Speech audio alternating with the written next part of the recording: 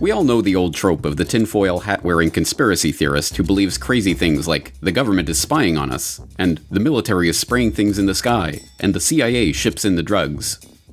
Except, those things aren't so crazy after all. As it turns out, many of the old conspiracy theorist fantasies are actually true. Here are 5 examples of things that were once derided as zany conspiracy paranoia, and are now accepted as mundane historical fact. Number 1. The CIA ships in the drugs. The Central Intelligence Agency, the most well-known branch of America's shadowy intelligence community, features in a number of popular conspiracy theories. One of the theories about the CIA's dirty dealings that has been around for decades is that the agency helps bring illegal drugs into the United States. But this isn't just a theory. In fact, the CIA has been involved in drug running from its very inception. Just months after its creation in 1947, the agency began a relationship with the Corsican mafia that controlled the old port of Marseille in post-war France. That relationship involved a quid pro quo. The CIA would protect the mafia if the mafia would keep the communists from taking control of the port. In this case, protecting the mafia meant protecting their most lucrative business, which just happened to be smuggling heroin into the United States. This French connection thrived for decades, with the majority of the heroin in the US in the post-war period coming via France under the watchful eye of the CIA. From the Korean War to the Vietnam War and beyond, CIA-supported warlords used CIA-run airlines like Air America to ship heroin from the Golden Triangle at the borders of Thailand, Laos, and Myanmar. As even the New York Times reported, the agency prevented the Bureau of Narcotics and Dangerous Drugs from monitoring drug trafficking in the region.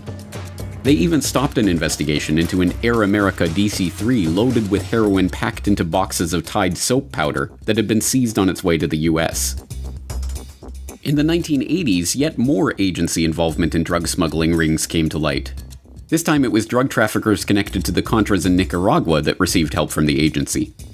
After the Contra-connected trafficking came to light, a Senate investigation headed by Senator John Kerry confirmed government complicity in the drug trade.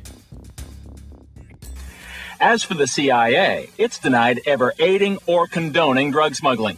Reports were reaching the highest councils of our government, in the White House and in the Justice Department. There is no question of that. I can document that. The White House and Justice Department disputed Kerry's report at the time, but he still believes some government officials turned a blind eye towards drug dealing in the mid-1980s, after the time at the heart of Gary Webb's stories. In the 1990s, award-winning journalist Gary Webb traced the Contra's CIA-protected backers to cocaine shipments into the US, and, ultimately, to the crack epidemic of the 1980s. Stories of CIA drug running continue to be covered up almost as quickly as they are exposed. From the CIA Beach 200 that was apprehended in Nicaragua with 1,100 kilos of cocaine, to the crash of a Grumman Gulfstream II that had been used for CIA rendition flights that was carrying 3.3 tons of Colombian cocaine. Then there's the CIA's relationship with Afghan drug warlord Ahmed Wali Karzai in Afghanistan, and the admission that the Sinaloa cartel was aided by US agencies, and the recent confession that famed Colombian drug king Pablo Escobar worked for the CIA. At this point, the fact that the Central Intelligence Agency has facilitated drug running into the United States is one of the worst-kept secrets in history. I will tell you, Director Deutsch, as a former Los Angeles police narcotics detective, that the agency has dealt drugs throughout this country for a long time.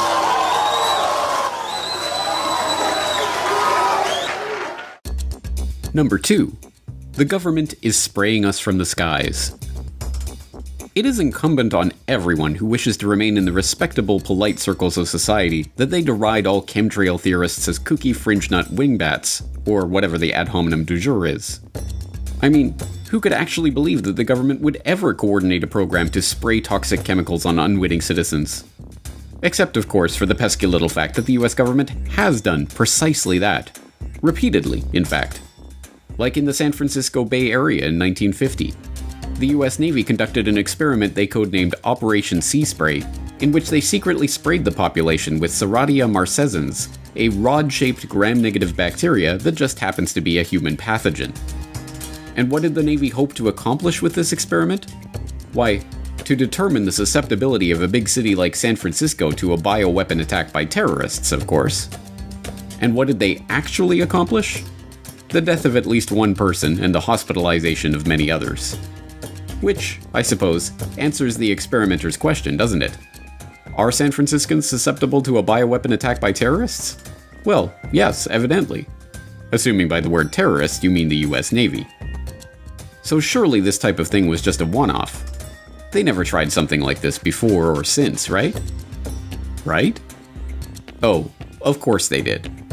Like in 1953, when the US Army secretly dumped a carcinogen on unknowing Canadians in Winnipeg and Alberta as part of a Cold War weapons test. In fact, in 1977, the US Army confirmed that they conducted 239 germ warfare tests in open air between 1949 and 1969, using the public as human guinea pigs in New York, San Francisco, Key West, and numerous other cities. But don't worry, everyone. I'm sure the government wouldn't be doing anything like this to the unaware masses today. That's just crazy talk.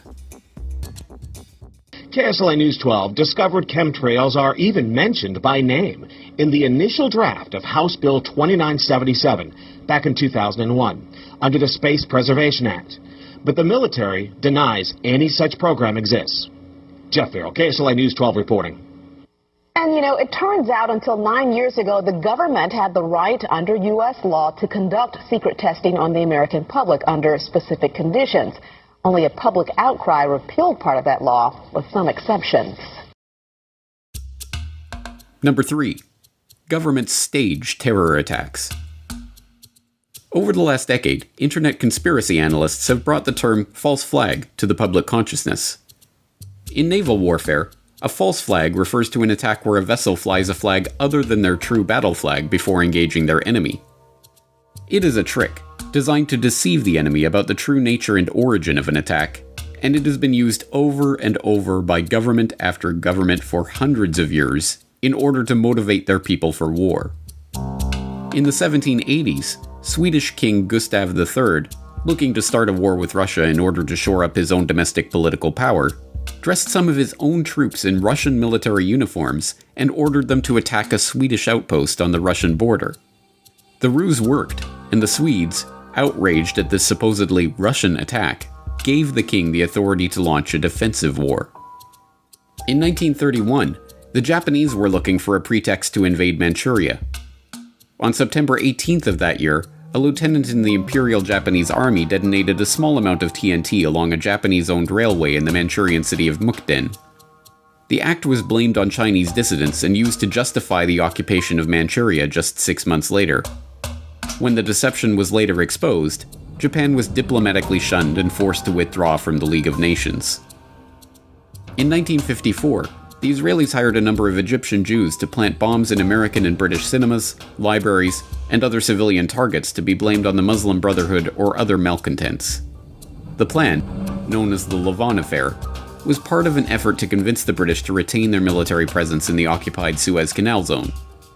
Several bombings took place, but the British were ultimately forced out after Nasser nationalized the canal in 1956.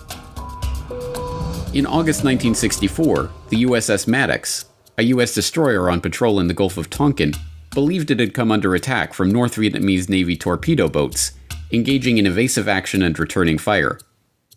The incident led to the Gulf of Tonkin resolution authorizing President Johnson to begin open warfare in Vietnam. It was later admitted that no attack had occurred, and in 2005 it was revealed that the NSA had manipulated their information to make it look like an attack had taken place. In June 1967, the Israelis attacked the USS Liberty, a US Navy technical research ship conducting maneuvers off the coast of Egypt. The ship was strafed relentlessly for hours in an attempt to blame the attack on Egypt and draw the Americans into the Six-Day War, but amazingly the crew managed to keep the ship afloat. In 2007, newly released NSA intercepts confirmed that the Israelis knew they were attacking an American ship, not an Egyptian ship, as their cover story has maintained. In the fall of 1999, a wave of bloody apartment bombings swept through Russian cities, killing 293 people and causing widespread panic. Although blamed on Chechen terrorists, later that month FSB agents were caught planting the exact same type of bombs as in the other blasts. The government claimed that the FSB bomb was part of a security exercise, but the terror hysteria of the apartment bombings were used to justify Russian aggression in Chechnya and win public approval for a full-scale war. Russian troops entered Chechnya the next month. In 2001, attacks in New York and Washington were blamed on al-Qaeda as a pretext for invading Afghanistan. In the months leading up to the event, American negotiators had warned Afghanistan's Taliban that they were interested in securing right-of-way for proposed pipeline projects, and the US would achieve this with either a carpet of gold or a carpet of bombs. The Bush administration's first major national security directive, NSPD-9, a full-scale battle plan for the invasion of Afghanistan, including command and control, air and ground forces, and logistics, was drafted and sitting on the president's desk to be signed off on September 4th, 2001, 7 days before the 9/11 attacks. The invasion proceeded as planned in October. Naturally, mainstream commentators have to pretend that false flags and staged terror incidents are ludicrous flights of fancy that have no historical precedent. Unless they're talking about one of their enemies, like Russia staging a false flag incident. Then it's perfectly acceptable. Number 4. The CIA ran mind control experiments on unwitting Americans. Ever hear the theory that the government abducted people against their will and experimented on them to study mind control techniques and mind-altering chemicals? Well, it isn't a theory, it's a documented fact. The US government did run just such a program, dubbed Project MKUltra, and it was exposed in the 1970s. Or, at least parts of it were. What we don't know about Project MKUltra and its affiliated sub-projects could probably fill several warehouses with books. But what we do know is voluminous and scary enough. The formerly top-secret program was as horrific as any dystopian fantasy ever devised, and is now openly acknowledged and documented. Even the Wikipedia article on the subject admits that the project was completely illegal, employed unwitting test subjects, and attempted to manipulate people's mental states and alter brain functions through the surreptitious administration of drugs, especially LSD and other chemicals, hypnosis, sensory deprivation, isolation, verbal and sexual abuse, and other forms of torture. Some aspects of the MKUltra nightmare are relatively well known by now. One series of experiments, presided over by Sidney Gottlieb, involved administering LSD to unwitting Americans, including mental patients, prisoners, drug addicts, and prostitutes. This included Operation Midnight Climax, in which unsuspecting men were drugged and lured to CIA safe houses by prostitutes on the CIA payroll. Their sexual activity was monitored behind one-way mirrors and used to study the effect of sexual blackmail and the use of mind-altering substances in field operations. Another experiment, dubbed MKUltra Subproject 68, was overseen by the esteemed psychiatrist Dr. Ewan Cameron. This subproject involved Dr. Cameron using LSD, paralytic drugs, electroshock therapy, and drug-induced comas to attempt to wipe patients' memories and reprogram their psyche. When brought to light, the program was identified as an attempt to refine methods of medical torture for the purpose of extracting information from unwilling sources, and condemned. Lawsuits regarding the blatantly illegal experimentation conducted by Cameron continue to this day. Yet despite CIA assurances that the program was scrapped in 1973, would the CIA ever lie to us? Documentary evidence continues to emerge that the program was far more extensive and horrific than the public was ever told. But simply pointing to the documented horrors that took place during the officially acknowledged period of the officially acknowledged program's officially acknowledged existence is enough to make even the most stubborn conspiracy deniers squirm in their seats. MKUltra would mostly be remembered for its drug experiments. I'm going to give you this cup that contains lysergic acid 100 microgram. Will you drink it? That's acid.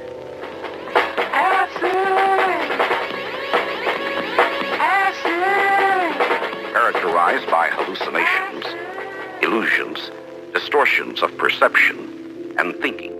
John Gittinger, recently retired chief psychologist for the CIA. We could disable a whole city by putting a very small amount in a water supply. Everything from prostitution studies to poisons to top secret weapons like the heart attack gun grabbed headlines with sensational accounts of the CIA's sketchy techniques. Have you brought with you some of those devices which would have enabled the CIA to use this poison for, we have indeed, for killing people? Good evening. The White House disclosed today that the CIA's drug testing program on unsuspecting Americans had been more extensive than the agency had admitted. CIA secretly funneled money through scores of research foundations, colleges, hospitals, and clinics, including a $375,000 grant through the Geschichte Research Fund here in Washington. The complex and compartmentalized management of such a large project, through front groups and with the participation of countless agencies and institutions to carry out secret research, should be a testament to just how sophisticated and shadowy government science had become.